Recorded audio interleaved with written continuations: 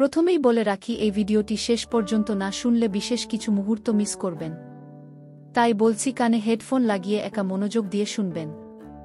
আর তোমাদের যত বন্ধু বান্ধব আছে তাদেরকে এখনই শেয়ার করে দাও। বন্ধুরা, এই গল্পে ডুব দেওয়ার আগেই বলে রাখি, আমাদের ইউটিউব চ্যানেলে প্রতিদিন দুপুর 2টোয় ও সন্ধে 7টায় ভিডিও দেখতে হলে চ্যানেলটি এখনই সাবস্ক্রাইব করে বন্ধু হয়ে পাশে থেকো। বন্ধুরা, আজ তোমাদের জন্য একেবারে নতুন কড়াকড়ি ভিডিও নিয়ে চলে এলাম। 100% গ্যারান্টি, শেষ অবধি শুনলে তোমাদের ভালো লাগবে। তাহলে চলো বন্ধুরা। হাই, আমি হলাম আপনাদের রাতের সঙ্গী দুষ্টু সানি লিওনি। আমার জীবনে ঘটে যাওয়া কিছু কাহিনী শোনাতে চলেছি। আমি স্বাধীনভাবে বাঁচতে শেখা এক স্বপ্নবাজ নারী, ভাবতে পারেন। এখন আমার বয়স 26 বছর। আমার শখ ছিল ফ্যাশন ডিজাইনার হবার, কিন্তু আমি হতে পারিনি আমার প্রথম কেরিয়ারে। আমাকে শেষ করে দিয়েছিল কিছু শয়তান মানুষ, যারা আমাকে উঠতে বসতে গিলে খেত। কিছু লোক আমার ফ্যামিলিতেও ছিল আর বাড়ির বাইরেতেও ছিল। তাই আজ সব বলতে চলেছি যা শুনলে আপনাদের পানি ধরে রাখতে পারবে না, টপটপ পড়বে। আমি ছোটবেলা থেকেই স্বাধীনচেতা আর আত্মবিশ্বাসী ছিলাম। লস অ্যাঞ্জেলেসের ব্যস্ত শহরে বড় হয়ে ওঠা আমি সবসময় নিজের মতো করে বাঁচতে চেয়েছিলাম। বাবা ছিলেন একজন ব্যাংকার, আমার মা মারা গেছে আমি ছোট থাকতেই। বাবা দ্বিতীয়বার বিয়েও করেছে। আমার এক কাকাও ছিল বাড়িতে অবিবাহিত। 4 জনই একই বাড়িতে থাকতাম।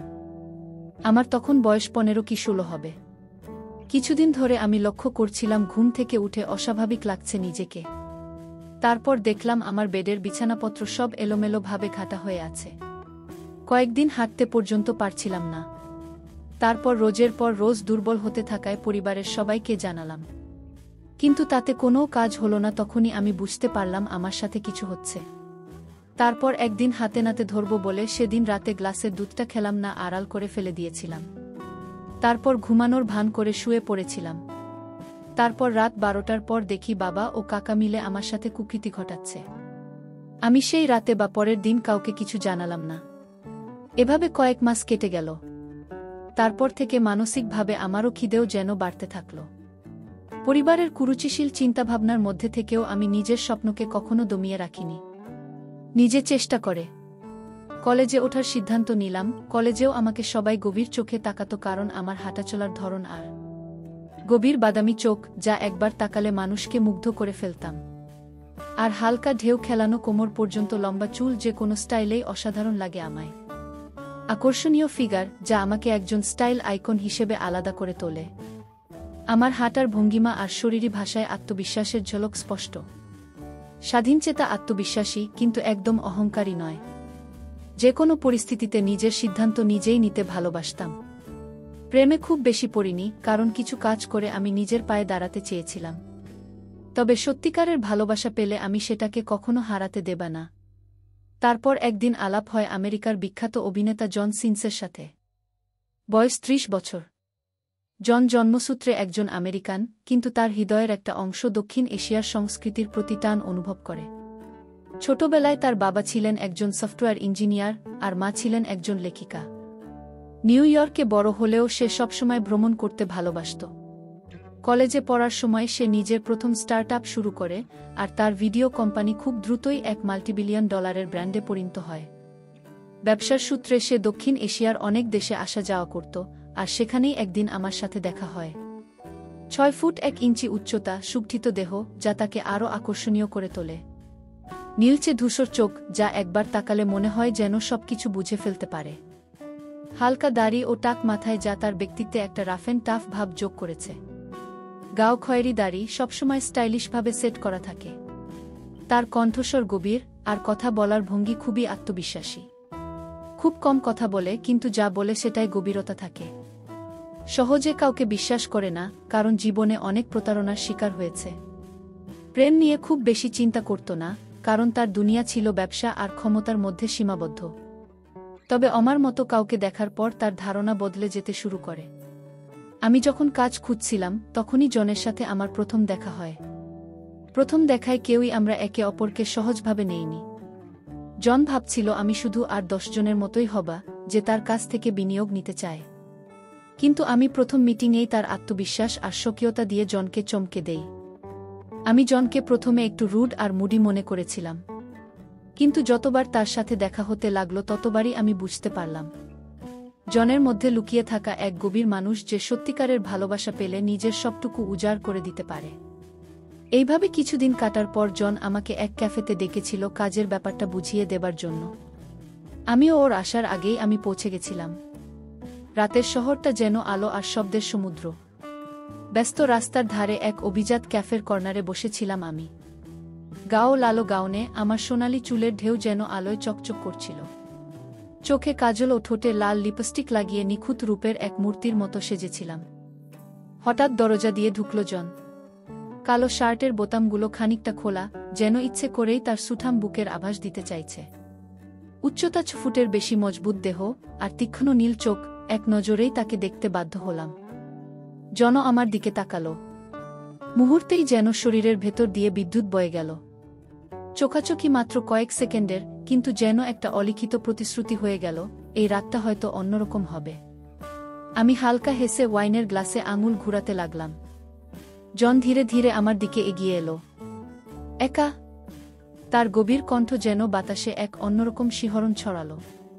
এখনো পর্যন্ত, আমি বললাম, ঠোঁটের কোণে এক রহস্যময় হাসি দিয়ে। জন চেয়ার টেনে বসল। বলল, আজ আমি সব শিখিয়ে দেব, কিভাবে ভিডিও বানাতে হয়, কিভাবে স্টেপ বাই স্টেপ কাজ করতে হয়। তারপর তার চোখ আমার ঠোঁট থেকে গলার নিচে চলে গেল, তারপর আবার চোখে ফিরে তাকিয়ে উপর থেকে নিচ অবধি পুরোই গিলে খেলা। তাহলে আমি কি তোমার রাতটাকে আরও সুন্দর করে তুলতে পারি? জন বলল। আমি এক চুমুকে ওয়াইন শেষ করলাম, তারপর চ্যালেঞ্জের ভঙ্গিতে বললাম, প্রমাণ করো তুমি সেই যে পারবে। কি? জন হেসে ফেলল। তারপর রাতটা শুরু হলো এক অদ্ভুত উত্তেজনার মধ্যে, যেখানে কথার চেয়ে চোখের ভাষায় বেশি কাজ করছিল। আমি ওয়াইনের গ্লাস রেখে সামনে ঝুঁকলাম। তার চোখে ছিল রহস্য আর চ্যালেঞ্জের ঝলক। জন আমার দিকে তাকিয়ে রইল, ঠোঁটের কোণে হালকা হাসি দিয়ে। তাহলে আমাকে প্রমাণ করতে বললে সানি, আমি কিভাবে শুরু করব? আমি হালকা হেসে বললাম, চলো দেখি তুমি আসলেই কতটা শক্তিশালী, সাহসী পুরুষ গো। জন এক মুহূর্ত দেরি করল না। সে চেয়ার থেকে উঠে এসে আমার পাশে দাঁড়ালো, তারপর নিচু হয়ে আমার কানে ফিসফিস করে বলল, আমি তোমাকে এক জায়গায় নিয়ে যেতে চাই, যেখানে শুধু আমরা দুজন থাকব। আমি এক মুহূর্ত চুপ করে রইলাম। বাইরের শহরের আলো, ব্যস্ত রাস্তা, কিন্তু এই মুহূর্তে সবকিছুই যেন ভুলতে বসেছি। ঠিক আছে, আমি বললাম, চোখে এক ধরনের কৌতূহল নিয়ে। জন আমার হাত ধরল। তার স্পর্শে আমি বুঝতে পারলাম এটা কেবল একটা সাধারণ রাত নয়। এ এক মোহময় রাত, যেখানে সবকিছুই অনিশ্চিত কিন্তু উত্তেজনাপূর্ণ। জন আর আমি বেরিয়ে পড়লাম। জন গাড়ির দরজা খুলে দিল, আর আমি বসতেই জন গাড়িটা স্পিডে চালালো, শহরের আলো পেছনে ফেলে এগিয়ে চলল। জন এক হাতে স্টিয়ারিং ধরেছে আর অন্য হাতটা আমার হাতে রাখা। তার হাতের উষ্ণতা যেন একটা অদ্ভুত স্রোতের মতো আমার শরীরে ছড়িয়ে পড়ছিল। তুমি কি সবসময় এভাবে গাড়িতে তুলে মেয়েদের রাতের শহরে নিয়ে যাও? আমি হালকা ঠাট্টার সুরে বললাম। জন এক পলক আমার দিকে তাকালো, তারপর একটা মিষ্টি কিন্তু গভীর হাসি দিল। না, আমি শুধু তাদেরই নিয়ে যাই যারা সত্যিই বিশেষ ধরনের গু। আমি তখন এক রহস্যময় হাসি দিয়ে সময়টাকে আরও আবেগে ভরিয়ে দিলাম। গাড়িটা থামল এক বিলাসবহুল পেন্টহাউসের সামনে। বিশাল কাচের দরজা, উপরে তারার মতো জ্বলজ্বল করা লাইট, পুরো জায়গাটাই যেন মোহময়তার চূড়ান্ত রূপ নেবে দেখে মনে হলো। জন আমার জন্য দরজা খুলল। তাহলে তুমি কি আমার সারপ্রাইজের জন্য প্রস্তুত? জন এক ধরনের আত্মবিশ্বাস কণ্ঠে বলল। আর তখন আমার হৃদয়ে আরও রহস্যময় অনুভূতি হতে লাগল। আমি তার চোখের দিকে তাকিয়ে কিছুক্ষণ চুপ করে রইলাম। তারপর ধীরে ধীরে একসঙ্গে এগিয়ে গেলাম পেন্টহাউসের ভেতরে। ধীরে ধীরে পেন্টহাউসের ভিতরে ঢুকলাম। জায়গাটা যেন এক রাজকীয় স্বপ্নের মতো, দেয়ালে নরম আলো, সুগন্ধি মোমবাতির মৃদু সুবাস, আর জানালার বাইরে শহরের অসংখ্য আলো যেন এক রোমান্টিক আবহ তৈরি করেছে। জন দরজা বন্ধ করল, তারপর পেছন থেকে আমার দিকে এগিয়ে এলো। এখনো বলো, তুমি কি সত্যিই প্রস্তুত? তার কণ্ঠ গভীর মনে হলো আমার কাছে, যেন এক অদৃশ্য খেলায় আমন্ত্রণ জানাচ্ছে। আমি একটু হেসে বললাম, আমি সবসময় প্রস্তুত জন। প্রশ্ন হচ্ছে, তুমি কি আমার জন্য প্রস্তুত? জনের ঠোঁটে এক অদ্ভুত হাসি ফুটল। সে ধীরে ধীরে আমার হাত ধরল, তারপর তার চোখের দিকে তাকিয়ে বললাম, তাহলে আসল খেলা শুরু হোক। আমি জনের দিকে তাকিয়ে রইলাম। তার চোখে কৌতূহল, কিন্তু আত্মবিশ্বাসও কম নয়। জন হালকা হেসে বলল, তোমার মতো চ্যালেঞ্জিং কাউকে আগে কখনো পাইনি। তাই আজ তোমার জন্য প্রথমে একটা বিশেষ খেলা রেখেছি, তারপর আসল খেলা শুরু করব। ওকে? আমি চোখ শুরু করে বললাম, বলো তো কি খেলা? জন পেন্টহাউসের এক কোনায় গিয়ে একটা বাক্স নিয়ে এলো। বাক্সটা খুলতেই দেখা গেল ভেতরে ছোট ছোট বেলুনের মতো প্যাকেট। এটা একটা ডেয়ার গেম। আমরা পালা করে একে অপরকে চ্যালেঞ্জ দেব। সাহস থাকলে খেলবে, নইলে হার মেনে নেবে। তুমি কি তৈরি? জন আমাকে বলল। আমি প্রথমে একটু ইতস্তত বোধ করে হেসে বললাম, হার আমি কখনোই মানি না জন। জন প্যাকেট থেকে একটা টানল। তাহলে প্রথম চ্যালেঞ্জ তোমার জন্য। তারপর বলল, জন, আমি তোমাকে এমন একটা জায়গায় নিয়ে যাব যা তোমার কল্পনার বাইরে। আমার শুনেই চোখ শুরু হয়ে গেল। কিছুক্ষণ জনের দিকে তাকিয়ে রইলাম। তারপর গভীর নিঃশ্বাস নিয়ে বললাম, চ্যালেঞ্জ গ্রহণ করলাম। আমি ধীরে ধীরে চোখ বন্ধ করলাম। জন আমার হাত ধরল আর পেন্টহাউসের অন্য দিকে নিয়ে যেতে শুরু করল। আমি চোখ বন্ধ রেখেই জনের হাত ধরে এগিয়ে গেলাম। তখন আমার মনে প্রচণ্ড উত্তেজনা জাগছিল। কোথায় নিয়ে যাচ্ছ জন? একটু পর জন বলল, তৈরি? চোখ খোলো। আমি চোখ খুললাম আর মুহূর্তেই বিস্ময়ে হতবাক হয়ে গেলাম। পেন্টহাউসের এক প্রান্তে বিশাল গ্লাসের জানালার সামনে একটা ছোট টেবিল আর একটা বড় সাইজের সোফা। টেবিলের উপরে চকোলেট, স্ট্রবেরি আর এক বোতল ওয়াইন। বাতাসে মৃদু মিউজিক বাজছে। পুরো সেটআপটা যেন একটা পারফেক্ট রোমান্টিক মুভমেন্ট তৈরি করছে। জন হাসল। খেলা শুধু চ্যালেঞ্জের জন্য নয়, বরং উপভোগের জন্যও। আমি হেসে বললাম, তুমি তাহলে সত্যিই জানো কিভাবে রাতটাকে মনে রাখার মতো বানাতে হয়। জন গ্লাসে ওয়াইন ঢেলে দিল আর আমরা ধীরে ধীরে এই রাতটাকে আরও উপভোগ করতে শুরু করলাম, হালকা গল্প, হাসি দিয়ে আর একে অপরের চোখে চোখ রেখে। আমি গ্লাস হাতে জানালার পাশে বসে শহরের আলোগুলো দেখছিলাম।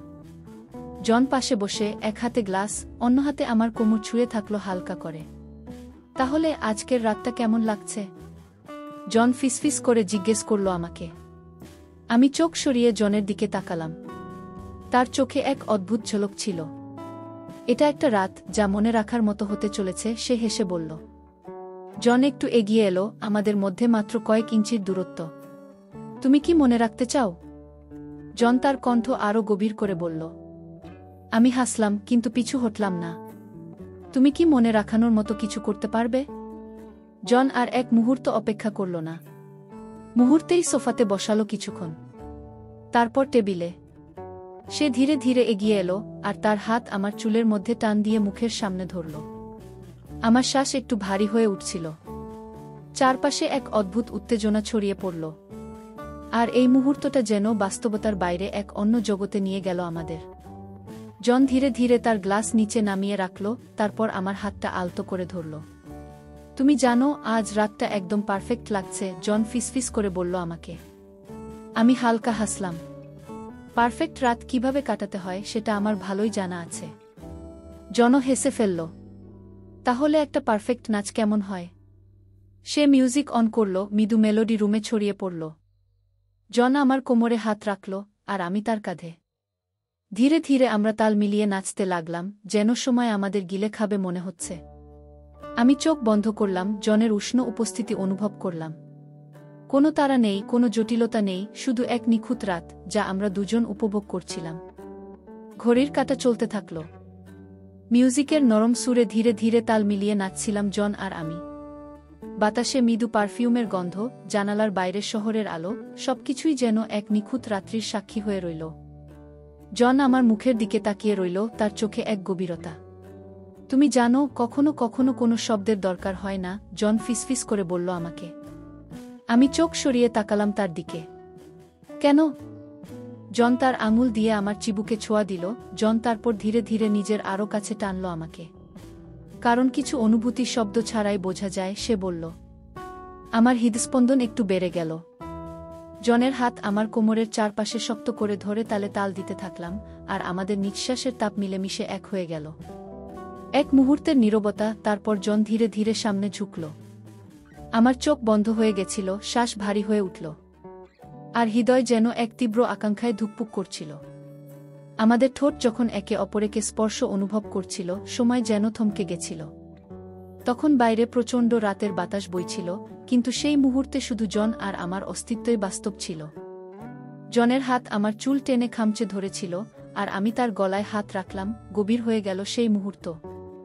আমি আর জন একে অপরের মাঝে হারিয়ে যাচ্ছিলাম। তখন শুধু আমাদের হৃদস্পন্দনের শব্দই শোনা যাচ্ছে। জন ধীরে ধীরে তার মুখটা আরও কাছে আনল। আমি চোখ বন্ধ করে অনুভব করলাম সেই উষ্ণতা, সেই গভীর টান, যা শুধু অনুভব করা যায়, বলতে লাগে না। জন ফিসফিস করে বলল, তুমি কি বুঝতে পারছো এই মুহূর্তটা? আমি হালকা হেসে চোখ খুললাম। আমি শুধু অনুভব করছি, ভাবতে চাই না। জনের ঠোঁট আমার কপালে আলতো করে স্পর্শ করল, তারপর গাল বেয়ে নিচে নামতে লাগল। আমি হাত দিয়ে জনের কাঁধে শার্টের কাপড় শক্ত করে টেনে ধরে গভীরভাবে শ্বাস নিলাম।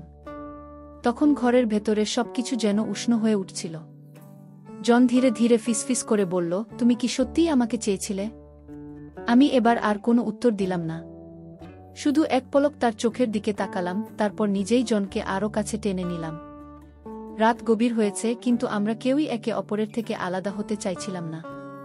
জন তার আঙুল দিয়ে আমার গাল ছুঁয়ে বলল, তুমি জানো, আমি চাই না এই রাতটা শুধু একটা স্মৃতি হয়ে থাকুক। আমি চাই এটা আমাদের আনন্দের শুরু। আমি শুনে তার হাতটা ধরে একটু চাপ দিলাম। আমিও সেটা চাই জন। তার কণ্ঠ ছিল সত্যিও গভীর। জন হেসে বলল, তাহলে তুমি কি রাজি প্রতিদিন আমার পাশে থাকার জন্য? আমি চুপ করে থাকলাম কিছুক্ষণ। তারপর ধীরে ধীরে হাসতে হাসতে চোখের কোণে এক বিন্দু আবেগ জমে উঠতে বললাম, তোমাকে হারাতে চাই না জন, আমি মৃদু স্বরে বললাম। জন আর কিছু বলল না, শুধু আমাকে শক্ত করে বুকে জড়িয়ে নিল। বন্ধুরা, ভিডিওটি ভালো লাগলে লাইক শেয়ার করে চ্যানেলটি সাবস্ক্রাইব করে পাশে থেকো।